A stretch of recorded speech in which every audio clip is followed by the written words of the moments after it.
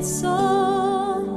Hoy es tiempo de sembrar, creyendo que lo mejor aún está por llegar. El sol hoy brillará y hoy me esforzaré. El triunfo llegará, mi meta alcanzaré. Hoy lo vas a lograr, pues Dios contigo está.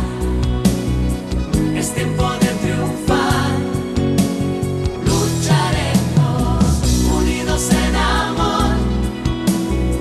Podemos alcanzar en la mano de Dios nuestros sueños. Tiempos mejores vivirás.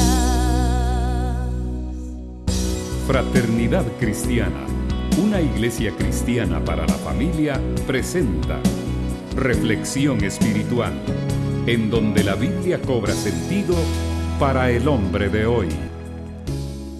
Uno de los temas que son fundamentales en la vida cristiana es el de la resurrección. Jesucristo ha resucitado.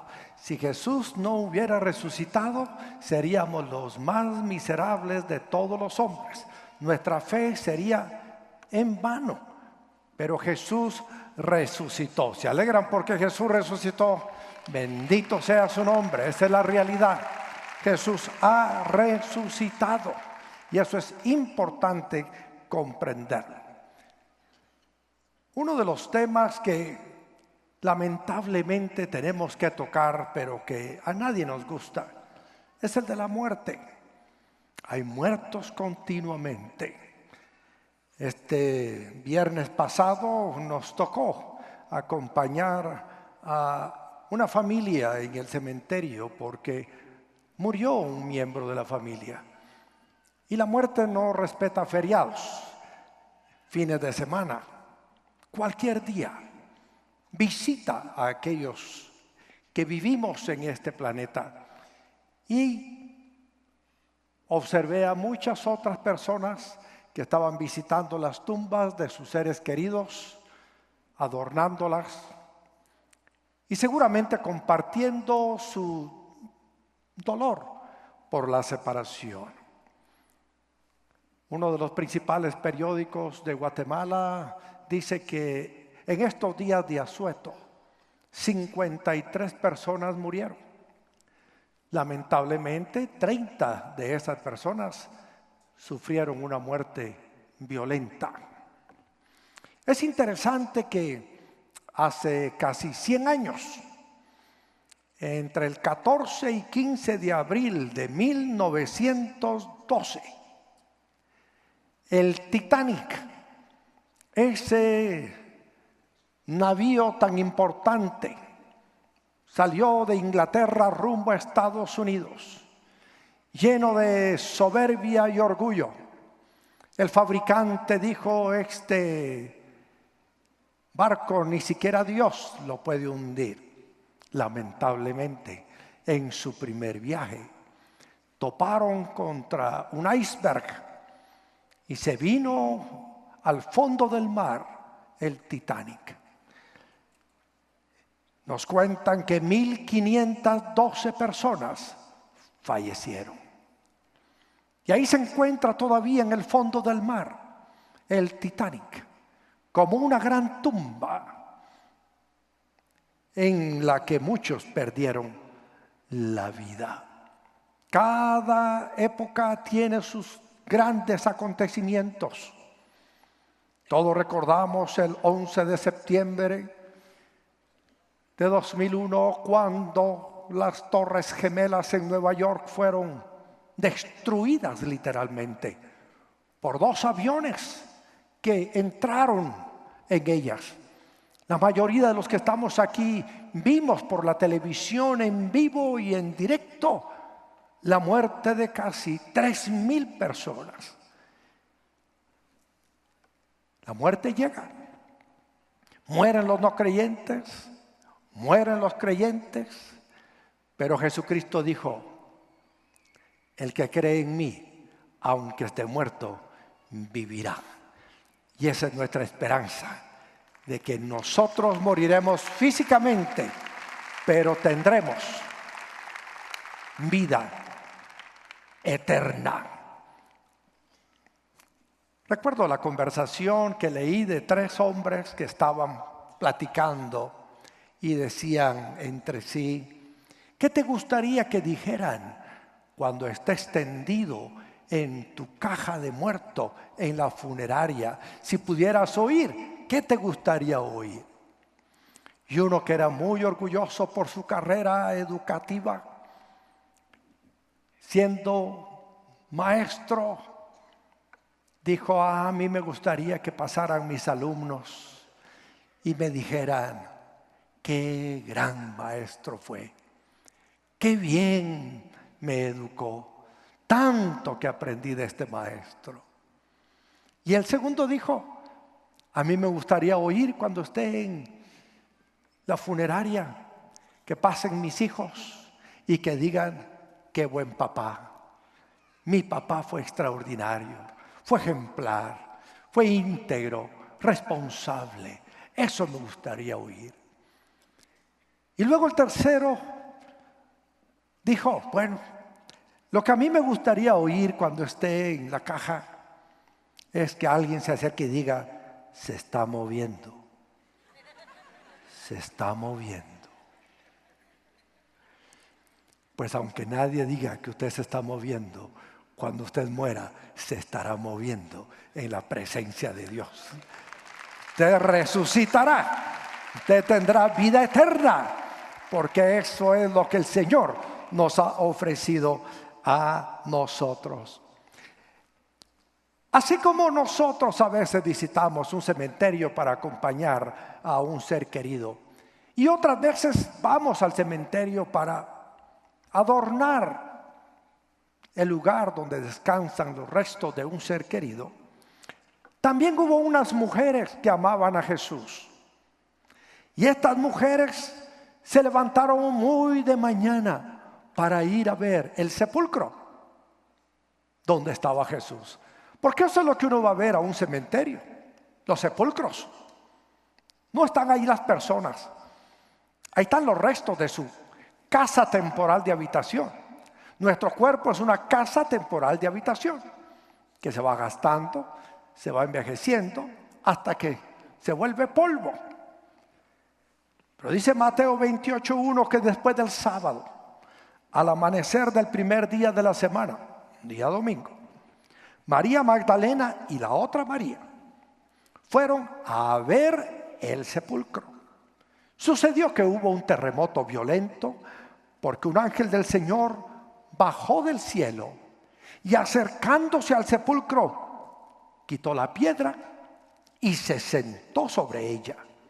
Su aspecto era como el de un relámpago y su ropa era blanca como la nieve. Los guardias tuvieron miedo. Tuvieron tanto miedo de él que se pusieron a temblar y quedaron como muertos. El ángel dijo a las mujeres: no tengan miedo. Sé que ustedes buscan a Jesús, el que fue crucificado. No está aquí, pues ha resucitado. Tal como dijo, vengan a ver el lugar donde lo pusieron. Luego vayan pronto a decirles a sus discípulos: Él se ha levantado de entre los muertos y va delante de ustedes a Galilea. Allí lo verán. Ahora ya lo saben. Así que las mujeres se alejaron a toda prisa del sepulcro, asustadas, pero muy alegres. Y corrieron a dar la noticia a los discípulos. En eso Jesús les salió al encuentro y las saludó. Ellas se le acercaron, le abrazaron los pies y lo adoraron. No tengan miedo, les dijo Jesús.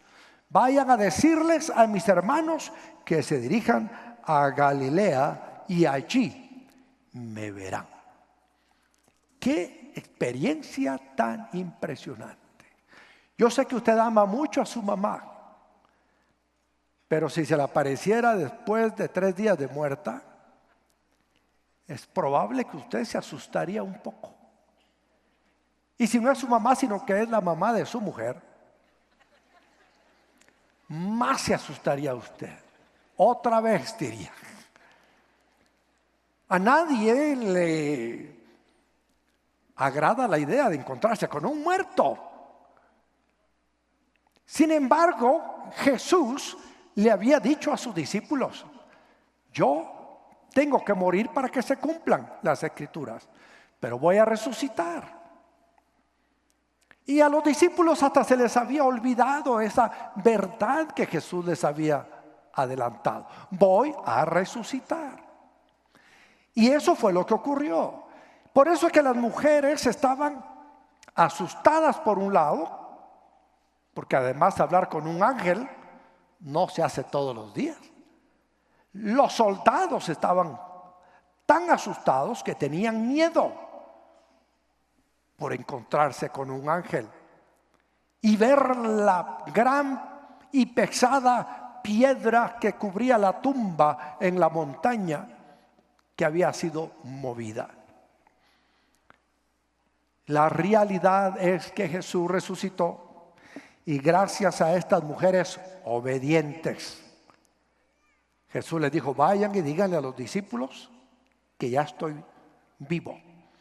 Y las mujeres, asustadas pero alegres, dice la Escritura, corrieron a dar la noticia. Aquí hay quienes insinúan que el Señor se le apareció primero a las mujeres porque son más comunicativas. Eso no es lo mismo que ser chismosas.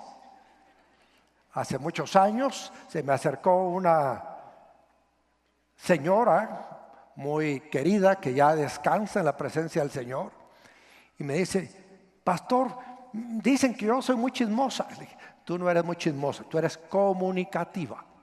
Ella se fue realizada porque tenía un adjetivo calificativo mucho más agradable. Yo soy comunicativa, y la verdad que en todas partes andaba comunicando el mensaje de Jesucristo. Estimadas mujeres, aprovechen ese don que tienen. Compartan con otros que Jesús no está muerto, ha resucitado, y que Él es nuestro Señor y nuestro Salvador. Por favor, corran a dar la noticia a todas partes. Háganlo todos los días. Y por supuesto, también hay hombres que tienen ese don de la chismografía. Entonces pasemos ese buen chisme. Cristo no está muerto, Cristo ha resucitado. 2 mujeres empezaron a contar el mensaje. Y la BBC de Inglaterra dice que hoy en día el cristianismo es la religión más grande del mundo, con cerca de 2.000 millones, 2.1 billones de seguidores, 2.100 millones de habitantes. Por supuesto, en el mundo somos ya más de 6.000 millones. O sea que aunque somos muchos, todavía no somos todos. Y por eso tenemos que seguir el ejemplo de estas mujeres y llevar el mensaje de Jesús allá en nuestros colegios, universidades, clubes, trabajos, partidos políticos, equipos de fútbol, donde quiera que estemos. Tenemos que llevar el mensaje de que Jesús está vivo. Hay muchos que por llevar el mensaje de Cristo han dado su vida, han pagado con su propia sangre ese mensaje que han llevado. El Nuevo Testamento está lleno de ejemplos. El primer mártir de la iglesia se llamó Esteban. Él, por compartir el mensaje de Cristo, dice que lo apedrearon. Y cuando empezaron a apedrearlo, dice que el cielo se abrió y Esteban veía, sentado al lado derecho del trono de Dios, a Jesús. El Señor le permite a usted ver cosas extraordinarias cuando usted muere con la fe puesta en Cristo Jesús. Es importante entender que esos 2.100 millones de cristianos son producto de nuestro Señor Jesús. Hay personajes que han transformado distintos aspectos de la vida del hombre, pero el cambio más grande que se ha dado en la historia se dio a través de Jesús. Al extremo que creyentes e incrédulos tienen que citar la historia diciendo antes de Cristo y después de Cristo. Y por eso llevamos ya más de 2000 años diciendo después de Cristo. La historia es esta. Pero hay muchos como los que vimos hoy pasar al altar y decir: Señor, heme aquí, límpiame, transfórmame. Para ellos su historia empezará hoy.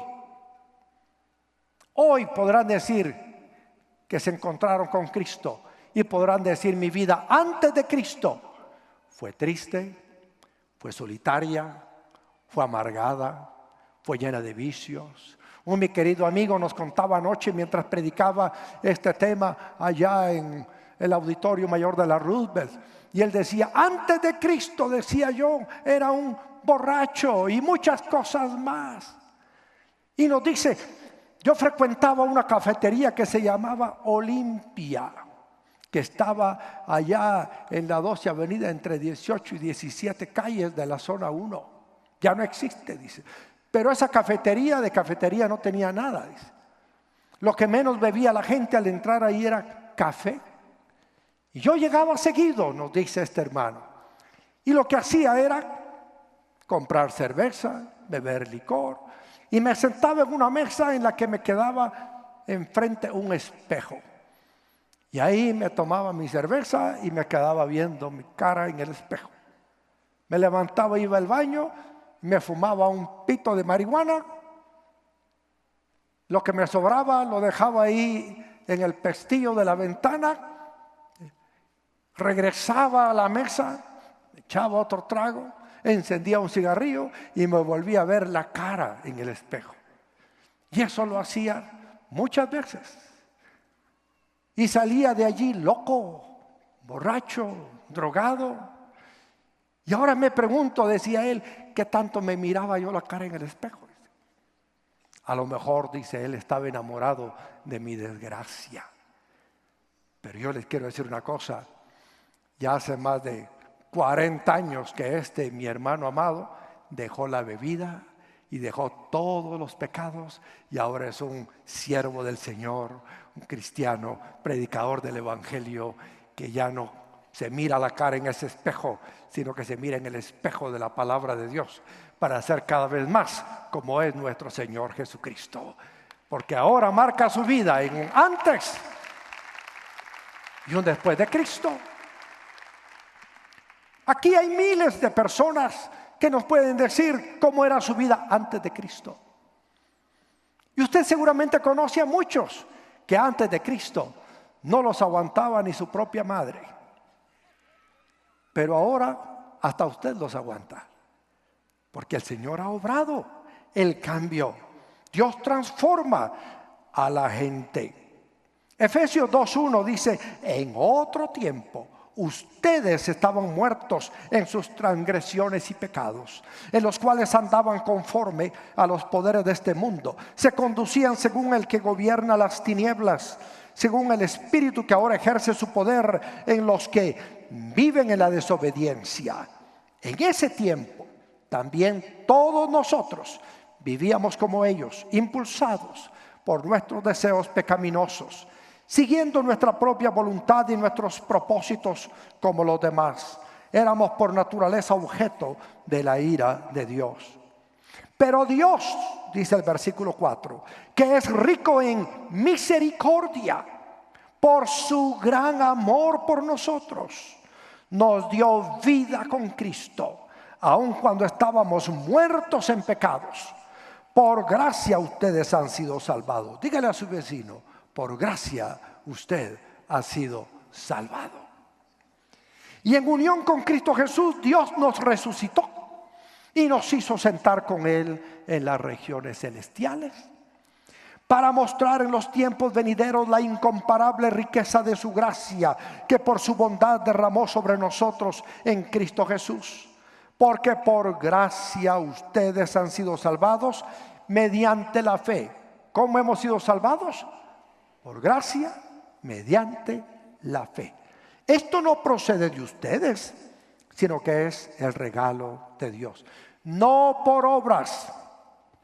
No por obras para que nadie se jacte, porque somos hechura de Dios, creados en Cristo Jesús para buenas obras, las cuales Dios dispuso de antemano a fin de que las pongamos en práctica. Nadie puede hacer obras suficientes para alcanzar su salvación. La salvación no se obtiene por obras que hagamos nosotros. Podemos dar todo nuestro dinero a los pobres y no comprar la salvación. Podemos dar nuestro cuerpo y ser quemado por otras personas y no alcanzar la salvación. La salvación no se obtiene por obras. La salvación se obtiene por la gracia de Dios. Y gracia de Dios es el favor de Dios para nosotros. Gracia es dar lo mejor del cielo para salvar a lo peor del suelo. Por la fe en Cristo somos salvados. Usted puede hacer todo tipo de penitencias, andar de rodillas en todo el periférico de Fraternidad Cristiana, pelarse las rodillas y sacar sangre, pero eso no va a obrar su salvación. La única sangre que vale la pena para su salvación es la que Jesús derramó en la cruz del Calvario. Y por eso es que somos salvos por gracia, por su misericordia, por la fe en Cristo Jesús. ¿Ahora son malas las obras? No, las obras buenas son necesarias. Leemos que fuimos creados en Cristo para buenas obras. Usted no es salvado por las buenas obras, pero es salvado para hacer buenas obras. Y eso es parte de nuestra vida cristiana. Isaías 1:18 dice: vengan, pongamos las cosas en claro, dice el Señor. Son sus pecados como escarlata, quedarán blancos como la nieve. Y esto no tiene que ver nada con el Barça y el Real Madrid. Son sus pecados como escarlata, quedarán blancos como la nieve. Son rojos como la púrpura, quedarán como la lana. Lo que Dios nos dice a través del profeta es que Él nos transforma. Por eso hemos conocido gente amargada que cuando conoce a Cristo se vuelve gente feliz. Hemos conocido gente resentida que cuando conoce a Cristo se vuelve gente perdonadora, llena de paz y de amor, porque Dios transforma nuestras vidas. 2 Corintios 5:17 dice: por lo tanto, si alguno está en Cristo, es una nueva creación. Lo viejo ha pasado, ha llegado lo nuevo. Romanos 6:4 dice: por tanto, mediante el bautismo fuimos sepultados con Él en su muerte, a fin de que así como Cristo resucitó por el poder del Padre, también nosotros llevemos una vida nueva. ¿Qué es lo que espera Dios de nosotros una vez que nos convertimos en sus hijos, en sus discípulos? Que llevemos una vida ¿qué? Nueva. El que mentía, no mienta más. El que robaba, no robe más. El que pedía mordidas, no pida más, ni tampoco las dé. Tiene que haber un cambio. Si usted somataba a su esposo, ya no lo haga más. Si usted torturaba a su hijo, no lo haga más. Si usted dijo le robaba dinero a su papá, no le robe más. Si usted como obrero le pagaban 8 horas pero trabajaba 3, no lo haga más. Nuestra vida es nueva y tenemos que vivir una vida nueva. ¿Cómo sabemos que vivimos en un después de Cristo y que le hemos conocido? Lo sabemos porque vivimos como Jesús vivió. Primera de Juan 2:3 dice: ¿cómo sabemos si hemos llegado a conocer a Dios? Y la respuesta es: si obedecemos sus mandamientos, hemos llegado a conocer a Dios. El que afirma lo conozco pero no obedece sus mandamientos es un mentiroso y no tiene la verdad. En cambio, el amor de Dios se manifiesta plenamente en la vida del que obedece su palabra. De este modo sabemos que estamos unidos a Él. El que afirma que permanece en Él debe vivir como Él vivió. ¿Cuántos afirmamos que permanecemos en Él? ¿Cómo se debe notar entonces? Debemos vivir como Él vivió. Mañana temprano, cuando vaya usted a las 6 de la mañana en su carro al trabajo y se le atraviesen unos cuantos desesperados, ¿qué va a hacer usted? ¿Recordarles a toda su parentela? ¿O se va a conducir como lo haría Cristo? Los va a tratar con la paciencia y la tolerancia con que Cristo los trataría. Tenemos que vivir como Él vivió. Si asiste a la congregación, asiste a una célula, lee su Biblia, pero sigue viviendo como antes de conocer a Cristo Jesús, usted todavía vive un verdadero antes de Cristo. Porque el que se encuentra con Dios y experimenta su perdón, recibe una nueva vida y todo lo viejo pasa y le da lugar a una vida que glorifica a Dios. Jesús murió y resucitó para, junto con Él, los que nos arrepentimos de nuestros pecados y los reconocemos como nuestro Señor y Salvador, llevemos una vida nueva. Una vida en la que nos convertimos en sus discípulos. Lo reconocemos como el Hijo de Dios y vivimos como Él vivió. Usted puede lograr la prosperidad en todas las áreas de su vida, personal, familiar, laboral y en las relaciones con otros. Solamente hay una condición: conocer, creer y obedecer con disciplina los principios que gobiernan la abundancia sobre la tierra. Del pastor de Fraternidad Cristiana de Guatemala, Editorial Mundo Hispano presenta Fórmulas Bíblicas para Prosperar, un excelente recurso para pastores, líderes y creyentes en general, con consejos prácticos y útiles para cursos de estudio sobre mayordomía y finanzas en su congregación. Adquiéralo hoy mismo y empiece a experimentar en su propia vida cómo Dios hace lo que dice que hará con quienes lo obedecen. Para más información, llame al 502-2243-2243 o visite frater.org y editorialmundohispano.org. Adquiéralo en su librería preferida. Ahora también puedes enviar tus diezmos, ofrendas y promesas de fe en frater.org, dando clic en donaciones. Tu apoyo nos servirá para seguir proclamando a Jesús para transformar la nación. Esperamos que logre poner en práctica este mensaje de edificación y bendición para su vida. Comuníquese con nosotros al PBX 502-2243-2243 o escríbanos a nuestro correo electrónico info@frater.org o visítenos en nuestra página de internet www.frater.org, Ciudad de Guatemala.